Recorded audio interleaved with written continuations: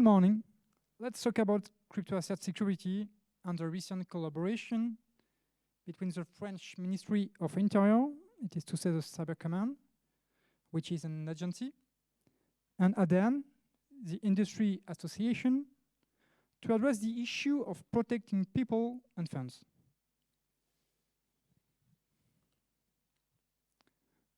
First, this chart represents French ecosystem for combating cybercrime. In France, the fight against cybercrime is treated extremely seriously by the government. And a group of central agencies are specifically in charge of dealing with this issue. On the left, we have the ANSSI, which reports directly to the Prime Minister on the top. It is a central institution responsible for national cyber security. Moving on to the second column, the Ministry of Defense has its own cyber command. Next, the Ministry of Justice has a section dedicated to fighting cybercrime. It is called G3, and it's located in the Tribunal de Paris. Now, in the first column, the Ministry of Interior and the ComCyberMI, which we are honored to represent today, reports directly to the Ministry of the Interior. Our Cyber Command is more specifically dedicated to strategy, anticipation, training, and prevention. We're here to support central services fighting cybercrime, which belong to police, gendarmerie, or Paris police. They all comprise highly skilled investigators.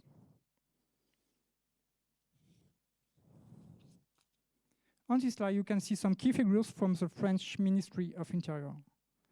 A total of 348,000 cybercrime-related complaints were received in 2024, marking an impressive 75% increase over the past 5 years. As you can see, the vast majority of offenses relate to property, mainly fraud. Almost a third relate to offenses against individuals, such as online hate, child sexual abuse material, or doxing. One of the most important threats for everyone are data leaks. France has been heavily hit by this issue. Numerous major companies, particularly telecom companies, have been affected, and through them, virtually millions of users, their credentials and access are compromised. Not only some actors illegally make money by selling the data, but also users are targeted by phishing, scammers, or malicious phone calls.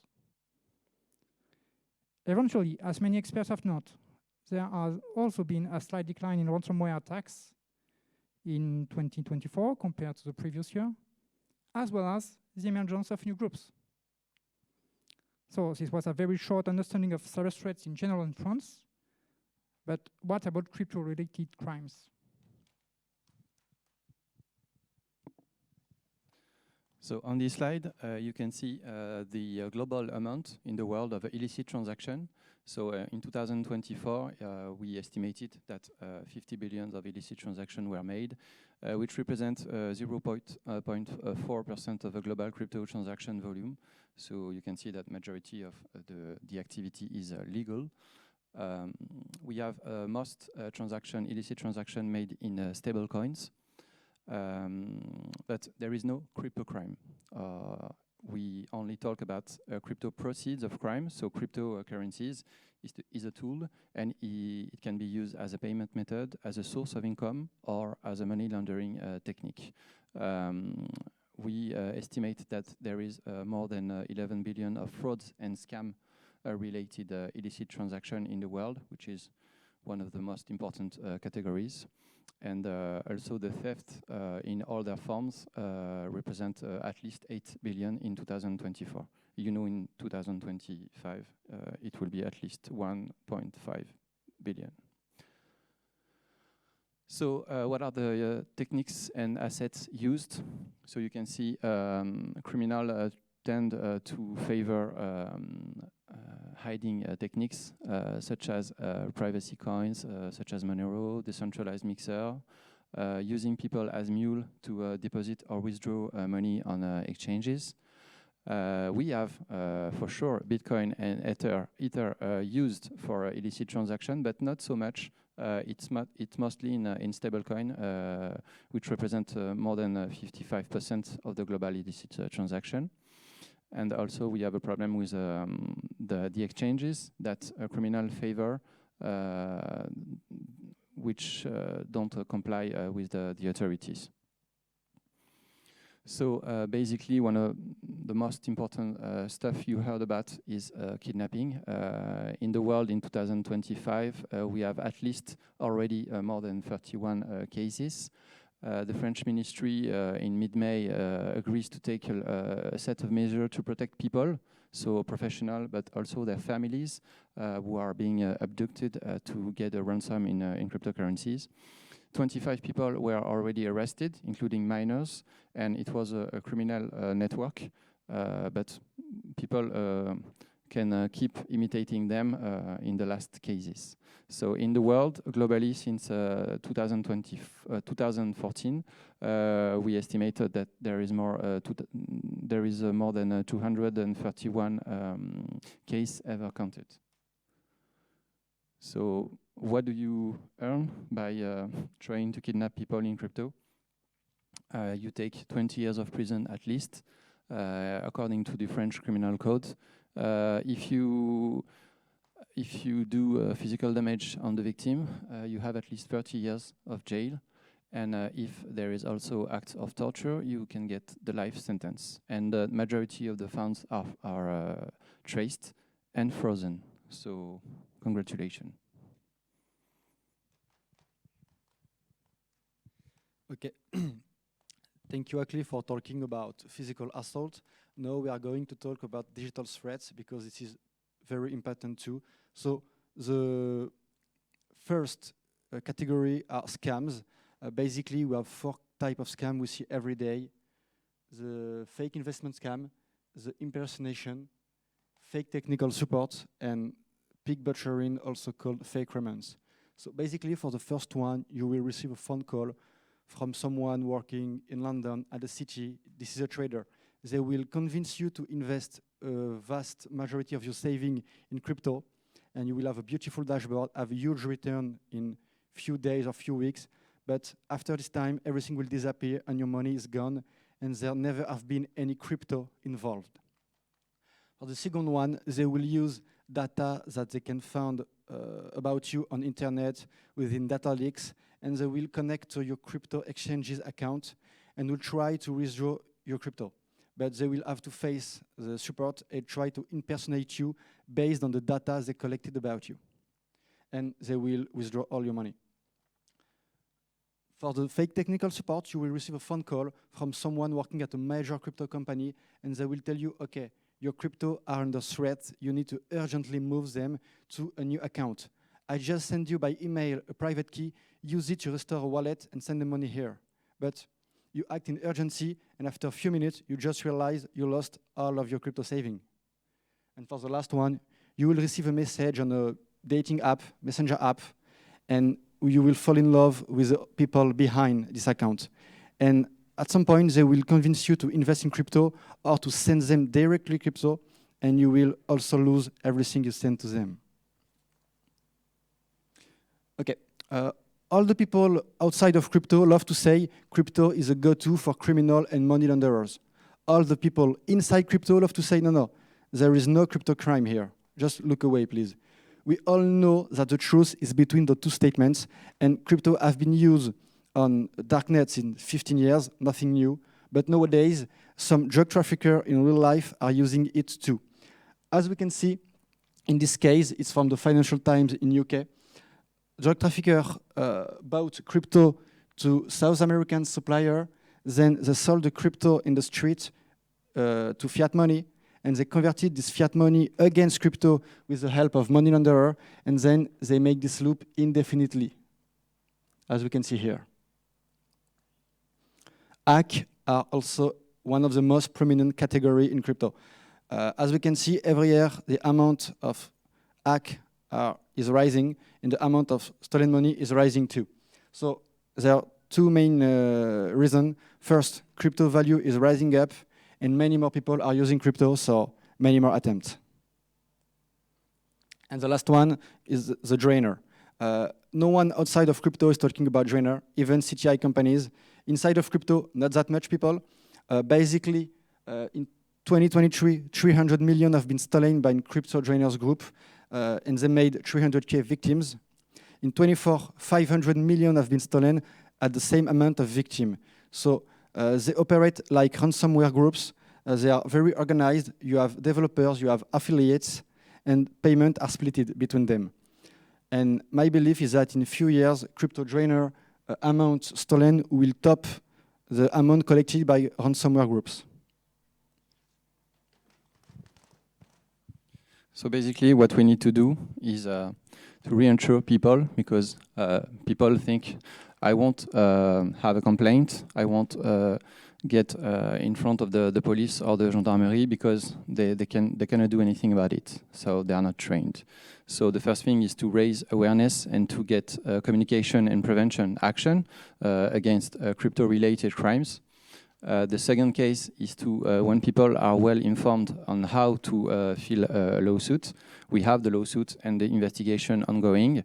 When we have the investigation, you have people with more experience who know how to trace money and who understand how crypto actually works, and you can update the training inside the authorities of the gendarmerie. We have been doing that since 2014 at least.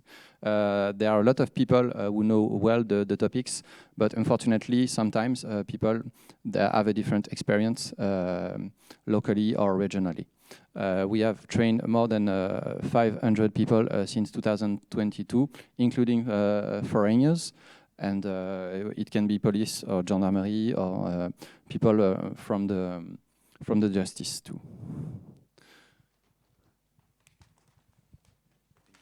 Thank you. I'm working at ADAN, which is the French and European association representing crypto asset industry.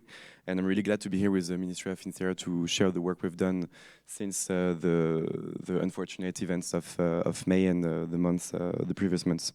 So we realized that while many entrepreneurs and companies and investors try to protect themselves, there was no clear unified message or good practice adapted to the specific crypto asset industry. That's why ADAN and the Ministry of Interior decided to work together, and we wanted to make sure that everyone, from individual investors to big companies, had access to clear, unified, and share advice on good practices to protect themselves. Concretely, we worked to integrate an entire new selection on the Mass Security app. This is the ministry's application on web and mobile phone for the public to protect, and you have some good practices. And it now offers a practical guidance for users, entrepreneurs on how to secure their assets and reduce their exposure. This builds on the existing tool, which is cybermalveillance.gouv.fr, which is the national website to help citizens with cybersecurity issues more generally. And the idea was to adapt crypto-specific layer to that solid foundation.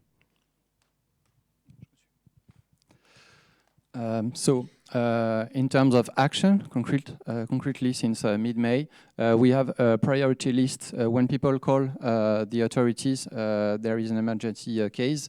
Local authorities, police or gendarmerie, they should know that people are at risk or specifically at risk because they have crypto or they are in the crypto ecosystem, notorious or not. Also, the ADAN Association made an OPSEC guide for people to know clearly how to manage their assets, but also their personal image on the social networks, on media, including in physical events such as conferences.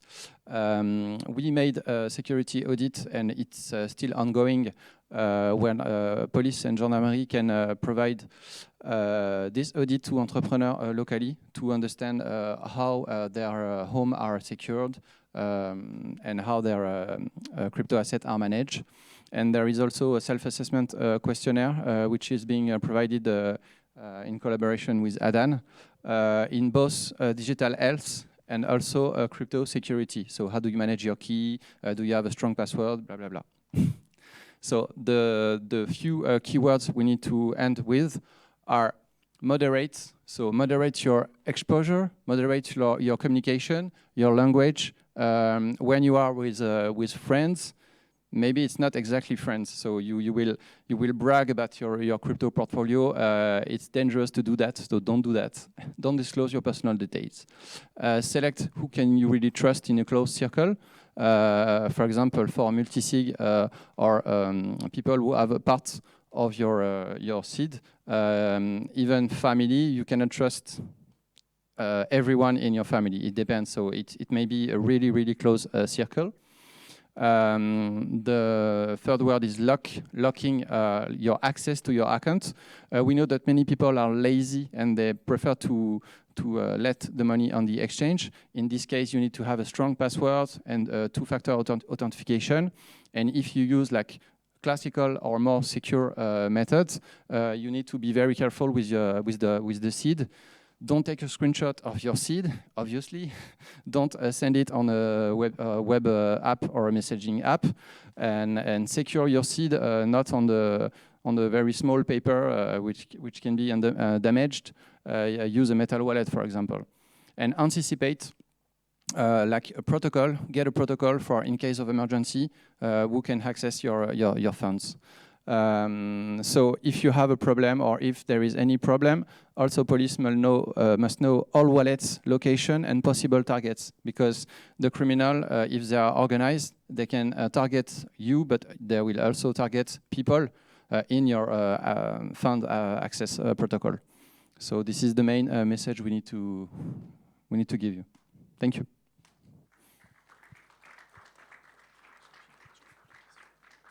We take a few questions if you have the time. Okay, so. I work for a centralized exchange, and so oftentimes law enforcement is very inbound for us. You know, we have a process for dealing with your requests.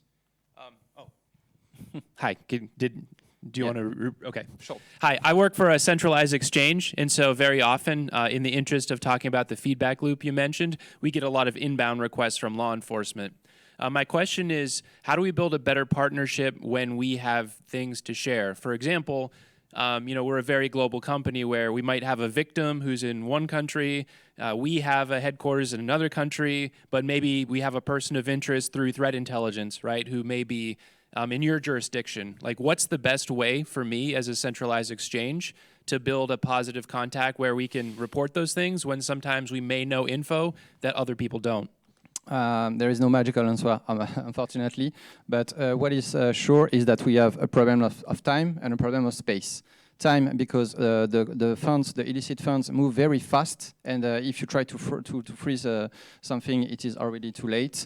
And space, because criminals, as you said, they use a different jurisdiction and non-cooperative exchange.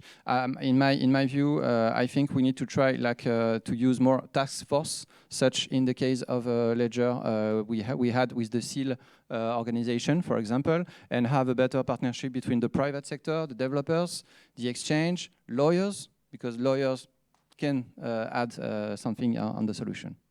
Yeah, thank you. I would definitely look forward to a better collaboration, just because, you know, often the data sharing for us, it seems like sometimes we send things into law enforcement. It takes a long time. We don't know if it's the right person. It's the law, and it's several law in more than 200 countries. So that's the law. Thank you. Next question.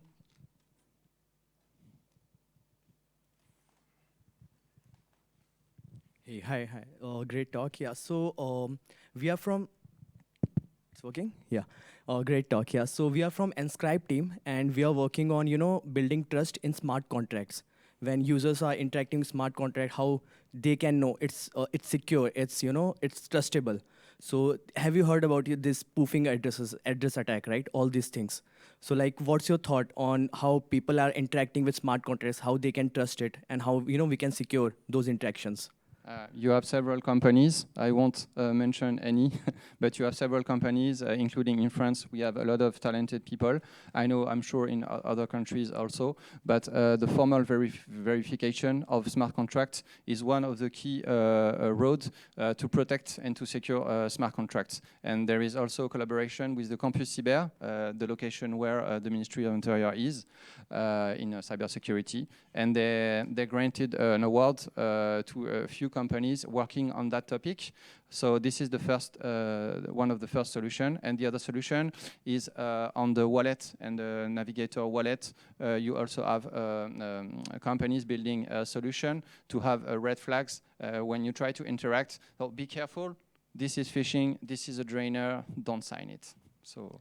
Yeah, I think that's great, and also looking forward to more talking more about this. Yeah, to you. Yeah. Thank you. After that. Okay, thank you very much. Thank you.